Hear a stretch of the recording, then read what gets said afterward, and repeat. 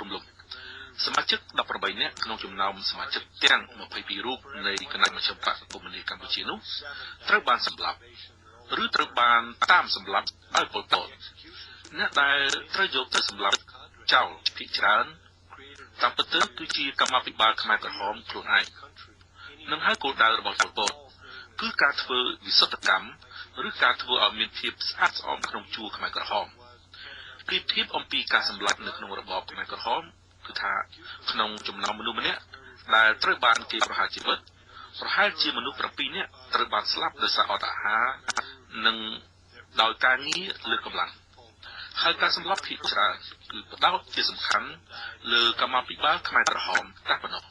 ការនេះបង្កើតឲ្យមានបរិយាកាសប្រកបដោយការភ័យខ្លាចសម្រាប់មនុស្សទូទាំងប្រទេស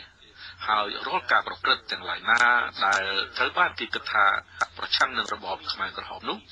បើទោះបីជារឿងនោះតូចតាចក្តីគឺមានន័យស្មើនឹងសេចក្តីស្លាប់មេដឹកនាំខ្មែរក្រហមយល់ថាឬក៏ស្រមើស្រមៃថាមានការប៉ុនប៉ងធ្វើរដ្ឋប្រហារនោះជាផែនការរដ្ឋប្រហារពិតឬក៏គ្រាន់តែជាការសង្ស័យរបស់មេដឹកនាំខ្មែរក្រហម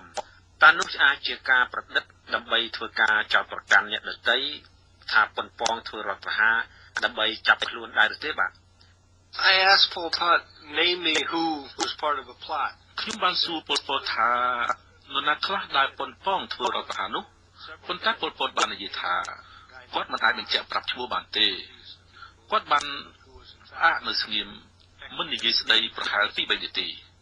ហើយក៏បានប្រាប់ឈ្មោះមនុស្សម្នាក់គឺឈ្មោះយ៉ាដែលមកពីភូមិភាគឦសានរបស់ប្រទេសកម្ពុជាហើយដែលត្រូវបានយកទៅសម្លាប់នៅមន្ទីរស-21ទោះជាយ៉ាងណាប៉ុលពតមិនបានប្រាប់ឈ្មោះអ្នកដែលនៅពីក្រោយខ្នងនោះឡើយនៅក្នុងចិត្តរបស់ប៉ុលពតគឺសត្រូវរបស់គាត់គឺនៅគ្រប់ទីកន្លែងពលគឺនៅក្នុងជួរខ្មែរក្រហមតែម្ដងពួកមេដឹកនាំខ្មែរក្រហមយកទៅទុកដាក់តែលើការធានាការពារឲ្យបាននៅសុវត្ថិភាពនៃរបបរបស់ខ្លួនដោយមិនបណ្ដោយឲ្យមេដឹកនាំខ្មែរក្រហមណាមួយផ្ដួលរំលំពួកគេបានឡើយចុងបញ្ចប់នៃការព្រួយបារម្ភរបស់ពួកគេបានបង្កើតឲ្យមានជំងឺសង្ស័យគ្នាខ្លាំងឡើងប៉ុន្តែតាមពិតទៅវាអាចត្រូវដែរពីព្រោះនៅពេលនោះលក្ខខណ្ឌនៃការរស់នៅគឺគួរឲ្យភ័យខ្លាចខ្លាំងណាស់ការគ្រប់គ្រងនិងគោលនយោបាយរបស់មជ្ឈិមបក្សវាអាក្រក់ត្រៃលែងដែលប្រកាសជាបណ្ដាលឲ្យមានការប្រឆាំងហើយដូច្នេះការភ័យខ្លាចរបស់ប៉ុលពតវាត្រឹមត្រូវម្យ៉ាងដែរគឺវាស៊ីគ្នាទៅនឹងប្រវត្តិសាស្ត្រនយោបាយនៅក្នុងប្រទេសកម្ពុជាដែលថាតែងតែមានសត្រូវនៅក្នុងជួរបករបស់ខ្លួនកំពុងតែធ្វើក្រុមការក្បត់គឺថាបើសិនបើអ្នកទាំងឡាយណាមិនមានសេចក្តីស្មោះស្ម័គ្រទាំងស្រុងគោរពដល់មេដឹកនាំណាម្នាក់អ្នកទាំងនោះនឹងត្រូវគេចាត់ទុកថាសត្រូវរបស់ថ្នាក់ដឹកនាំរូបនោះជាក់ជាមិនខានដូច្នេះមនុស្សដែលមានការរិះគន់ឬក៏ជំទាស់ទៅនឹងគោលនយោបាយមួយចំនួននឹងត្រូវបានចាត់ទុកថាជាផ្នែកងារសម្ងាត់របស់រដ្ឋាភិបាលបរទេស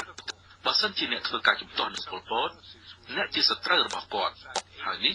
គឺជាការសន្និដ្ឋានរបស់ប៉ុលពត If you didn't agree with Pol Pot, you were an enemy. That was the conclusion that he came to.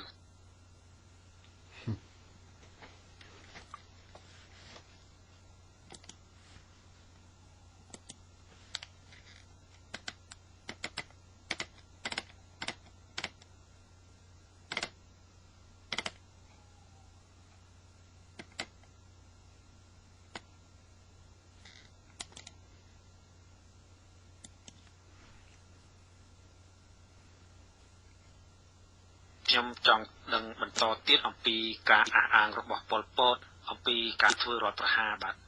យោងតាមការស្រាវជ្រាវរបស់លោកអស់ជាច្រើនឆ្នាំអំពីរបបខ្មែរក្រហមតើលោកមានបានរកឃើញ